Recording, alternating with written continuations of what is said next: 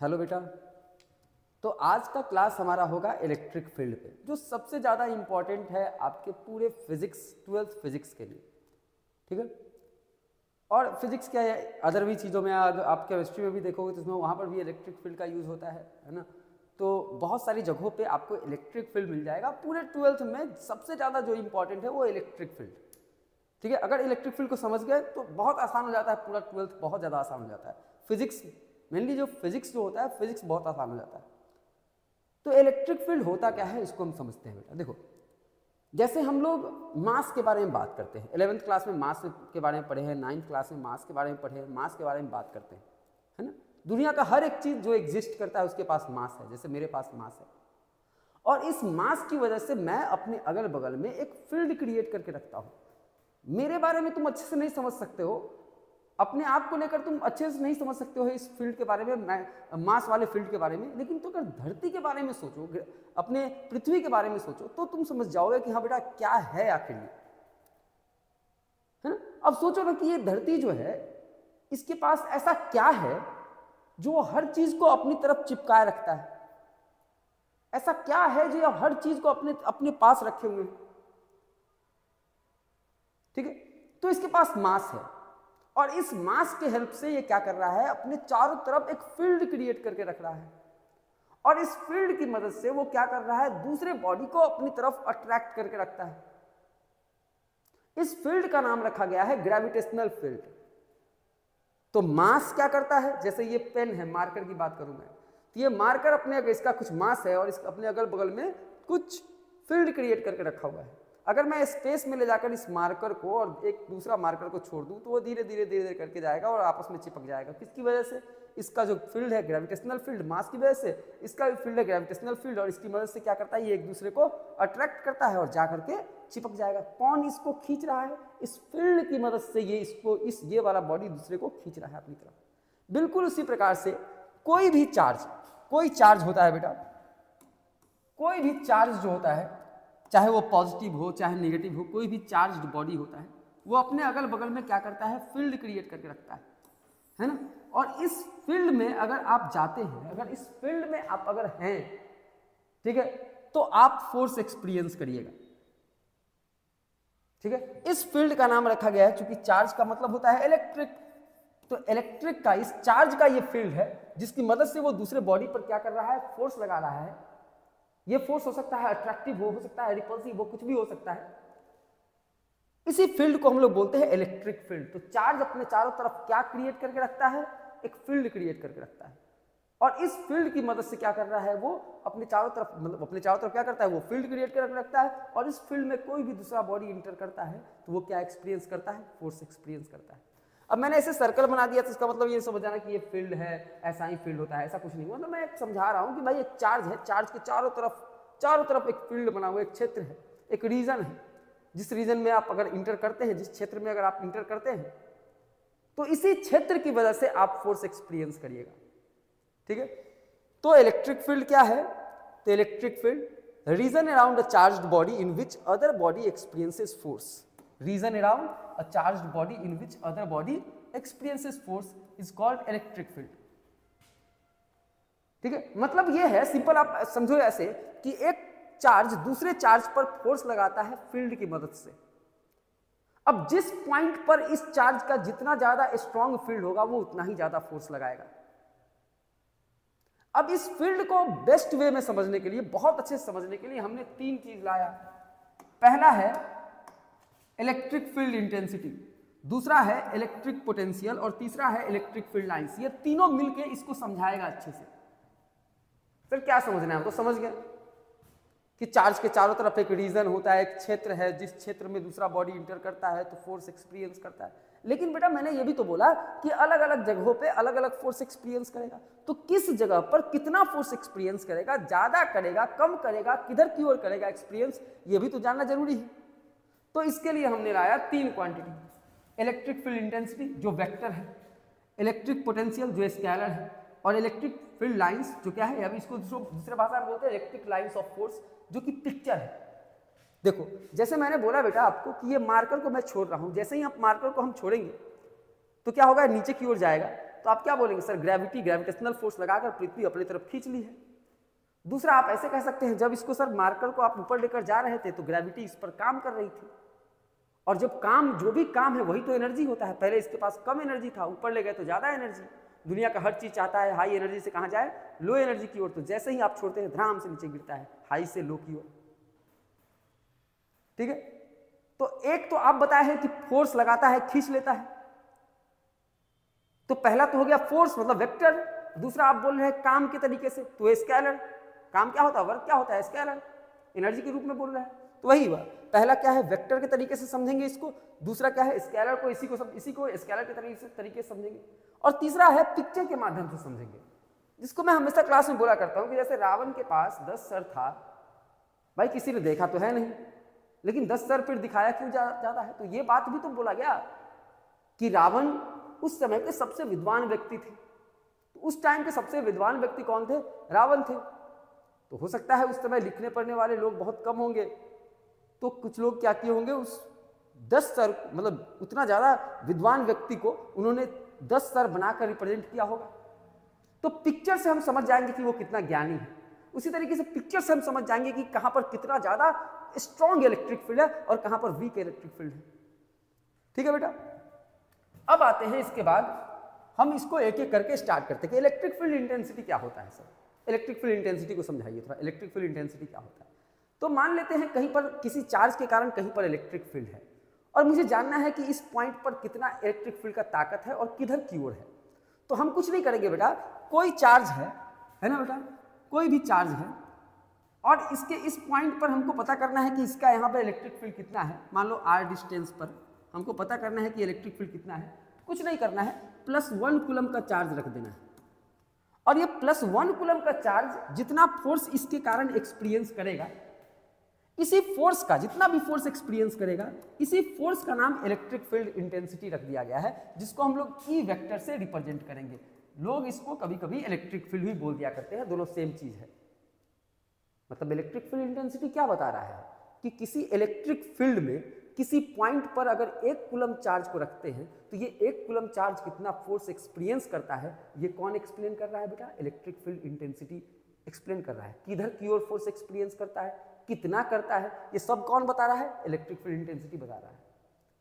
तो electric field intensity क्या है, तो किसी भी इलेक्ट्रिक फील्ड में, किसी चार्ज के इलेक्ट्रिक फील्ड में किसी पॉइंट पर अगर हमको पता करना है कि इस चार्ज का यहाँ पर इलेक्ट्रिक फील्ड कितना मजबूत है, उसके लिए हम एक नया चीज लाए हैं, इलेक्ट्रिक फील्ड इंटेंसिटी। ये क्या बताता है कि भाई ये चार्ज है, इसका अगल बगल में इलेक्ट्रिक फील्ड है, किसी पॉइंट पर अगर आपका इसका ताकत पता करना है तो 1 कूलम चार्ज रखिए। ये 1 कूलम चार्ज जितना फोर्स एक्सपीरियंस करेगा और जिधर की ओर फोर्स एक्सपीरियंस करेगा, है ना, उसी फोर्स का नाम रखा जाता है इलेक्ट्रिक फील्ड इंटेंसिटी। तो एक तरह से फोर्स ही है जो कितने कूलम चार्ज के द्वारा एक्सपीरियंस किया जाता है, +1 कूलम चार्ज के द्वारा एक्सपीरियंस किया जाता है।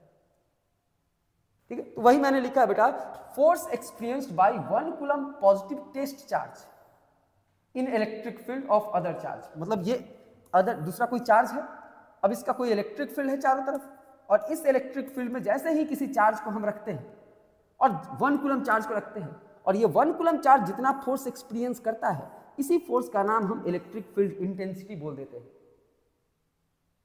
ये एक तरह से फोर्स ही है जो 1 कूलम का चार्ज एक्सपीरियंस करता है।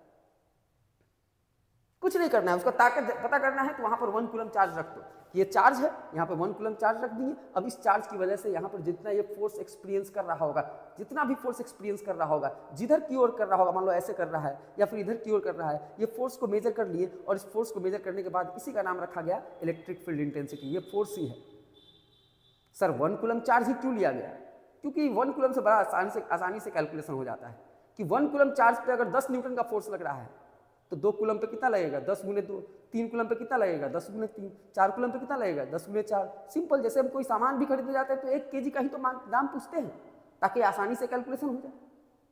सर टेस्ट चार्ज का मतलब क्या है, टेस्ट चार्ज का मतलब इमेजिनरी, काल्पनिक चार्ज है, इसका अपना फील्ड नहीं होगा, सिर्फ कैलकुलेशन के लिए लाए हैं। ठीक है बेटा, क्लियर है।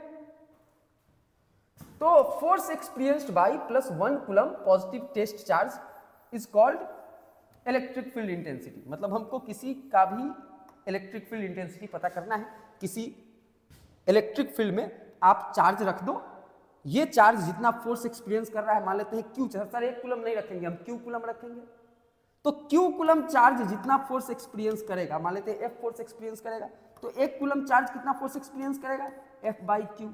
इसी को तो बोले हैं इलेक्ट्रिक फील्ड इंटेंसिटी।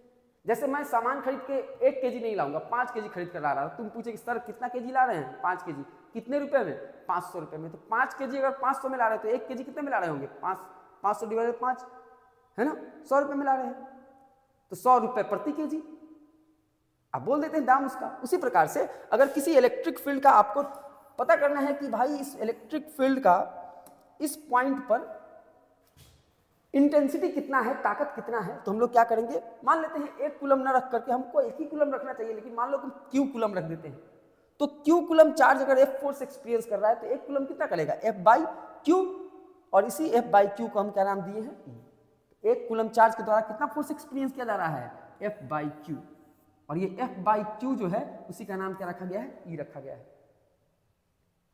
तो force experienced by 1 coulomb positive test charge in electric field is called electric field intensity.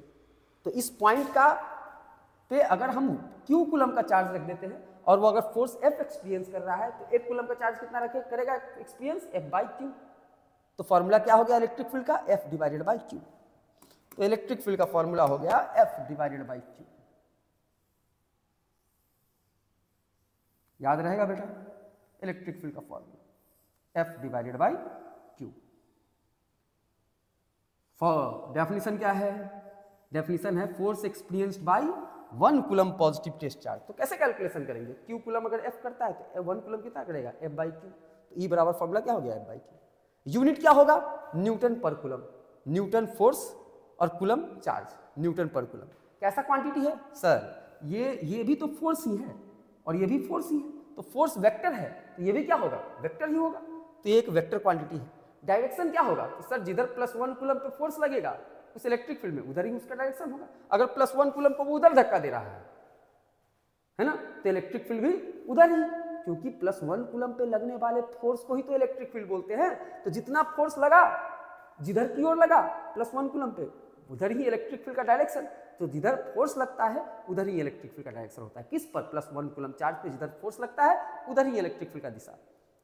ठीक है, समझ गया बेटा, ये समझ गया। नेक्स्ट कुछ क्वेश्चंस। तो क्वेश्चन जब मैंने समझाया इसे तो मैं थोड़ा अच्छे से समझाता हूँ बेटा, कि मान लीजिए कि एक इलेक्ट्रिक फील्ड पहले से दे रखा है आपका, और इलेक्ट्रिक फील्ड का जो वैल्यू है वो 10 न्यूटन पर कूलम है, और जो डायरेक्शन है वो इधर की ओर है। मैं एक पॉइंट पर रखता हूँ +3 कूलम का चार्ज और एक पॉइंट पर रखता हूँ -3 कूलम का चार्ज। मैंने बोला कि भाई यहाँ पर बताओ कितना इस वाले पे कितना फोर्स लगेगा। तो आप क्या बोलेंगे कि सर चूंकि हम जानते हैं कि इलेक्ट्रिक फील्ड बराबर होता क्या है, फोर्स डिवाइडेड बाय चार्ज, तो फोर्स बराबर कितना होगा। आपको फोर्स निकालने के लिए आप बोल रहे हैं कि फोर्स कितना होगा बताओ, इन दोनों पे फोर्स कितना होगा बताओ, है ना, इन दोनों पे कितना फोर्स लगेगा बताओ। तो फोर्स बराबर कितना हो जाएगा, Q इंटू ई। इसको इधर ले जाकर गुना कर दो, क्लियर है। अब इसको इधर ले जाकर गुना कर दे, Q इंटू ई। इसको ऐसे भी तो बोल सकते थे सर, 1 कूलम पे अगर ई चार्ज लगता है तो Q कूलम पे कितना लगेगा, Q इंटू ई। तो Q इंटू ई, यही तो है फोर्स का फॉर्मूला। अगर इलेक्ट्रिक फील्ड दिया हुआ है उस पर चार्ज रखोगे तो कितना हो जाएगा फोर्स, Q इंटू ई हो जाएगा। तो फोर्स निकल गया, फोर्स का फॉर्मूला निकल गया। निकालते हैं बेटा, इस पे फोर्स निकालते हैं, इस वाले पे फोर्स निकालते हैं। फोर्स कितना हो जाएगा, F बराबर क्या होता है, Q इंटू ई होता है। Q कितना है +3 और E कितना है बेटा 10, रख के कितना आया 30 न्यूटन का फोर्स आ गया। फोर्स का यूनिट क्या होता है, न्यूटन। 30 न्यूटन फोर्स लगेगा, इस पर 30 न्यूटन फोर्स लग रहा है। ऊपर वाले पे +3 कूलम पे कितना फोर्स लग रहा है, 30 न्यूटन। प्लस लग रहा है या माइनस लग रहा है, तो देखो तो प्लस लग रहा है, कुछ नहीं मतलब प्लस लग रहा है। और जो इलेक्ट्रिक फील्ड दिया है वो प्लस है या माइनस है, ये भी प्लस है। अब इलेक्ट्रिक फील्ड का दिशा क्वेश्चन में किधर दिया हुआ था, इधर। अब ये प्लस है तो इसका दिशा इधर, तो फोर्स भी तो प्लस में ही आया है, इसका मतलब ये फोर्स भी इधर ही लगेगा इस पे। अच्छा, इसका मतलब ये समझ में आया कि जिधर इलेक्ट्रिक फील्ड होगा अगर पॉजिटिव चार्ज रखिएगा तो फोर्स भी उधर ही लगेगा। ठीक है, तो पॉजिटिव चार्ज को इलेक्ट्रिक फील्ड क्या करता है, अपने ही दिशा में धक्का देता है। और अगर नेगेटिव चार्ज होगा तो देखते हैं, फोर्स इस पे कैलकुलेट करते हैं, इस वाले चार्ज पे फोर्स कैलकुलेट करते हैं। F बराबर कितना हो जाएगा, Q इंटू ई। Q का वैल्यू कितना है -3, E का वैल्यू कितना है बेटा 10, तो 10 रख दिए, कितना आ गया -30 न्यूटन। फोर्स कितना लगा -30 न्यूटन।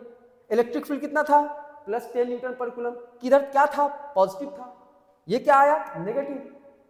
इसका मतलब है अगर आप इलेक्ट्रिक फील्ड को प्लस का मतलब आप इधर बता रहे हो, डायरेक्शन आप इधर दिए हो और वो प्लस में है, तो इस पे फोर्स जो आया है माइनस में आया है, मतलब इसका डायरेक्शन जस्ट उल्टा हो जाएगा इधर की ओर।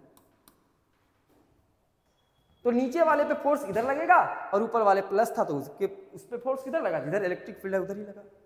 तो नीचे वाले पे उल्टा दिशा में, तो नेगेटिव को क्या करता है, नेगेटिव चार्ज को हम ऐसे समझाते हैं बच्चों की, अगर इधर की ओर इलेक्ट्रिक फील्ड है तो नेगेटिव चार्ज रखिएगा तो उस पर फोर्स पीछे की ओर लगेगा, मतलब उल्टा दिशा में हम कहते हैं खींचता है वो। कौन, इलेक्ट्रिक फील्ड। अगर इलेक्ट्रिक फील्ड इधर है, नेगेटिव चार्ज रख दिए तो उसको इधर खींचेगा, ठीक है, और पॉजिटिव चार्ज रखिए तो उसको धक्का देगा। फोर्स का फॉर्मूला क्या है, Q × E, उसी फॉर्मूले से निकाले हैं। और नेगेटिव को क्या करेगा, उल्टा दिशा में, पॉजिटिव को सीधा दिशा में धक्का देगा। ठीक है, क्लियर है बेटा। नेक्स्ट मैंने क्वेश्चन दिया था बेटा कि एक बॉडी है, ये बॉडी है, ठीक है, ये एक बॉडी है और ये 5 kg का है और इस पे चार्ज है +3 कूलम का, और इसको रखा गया है एक इलेक्ट्रिक फील्ड में जिसका वैल्यू है 20 न्यूटन पर कूलम। आपको बताना है इलेक्ट्रोस्टैटिक फोर्स। तो इलेक्ट्रोस्टैटिक फोर्स कितना लगेगा, F बराबर क्या होता है बेटा, Q × E होता है।